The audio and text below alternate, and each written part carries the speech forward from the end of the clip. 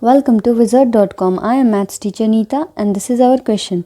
Mr. Capacia applies for a loan amounting to $750,000 in a bank, the simple interest of which is $135,000 for 3 years. So, what interest rate is being charged here? So, let us write the given amount.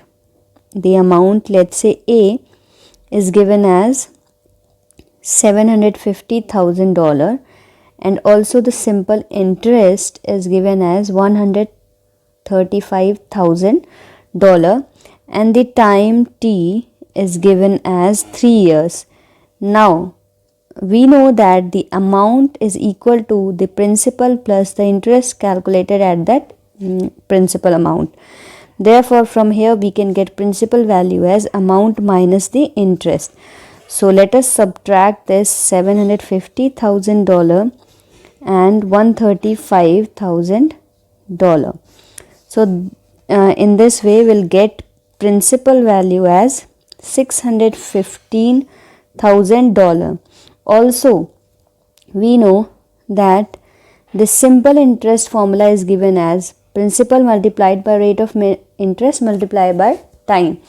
Now the simple interest is given $135,000 and the principal amount is also given, or we have found out here $615,000 multiplied by the rate of interest that we have to find out, and time is 3 years. Therefore from here we'll get R as 135 divided by 615 multiplied by 3, that is equal to 0.073, or we can say it is 7.3%. So rate of interest is 7.3% approximately.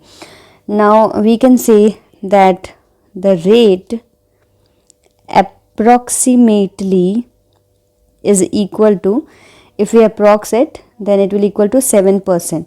So 7% is option C. Therefore we can say that the answer is option C.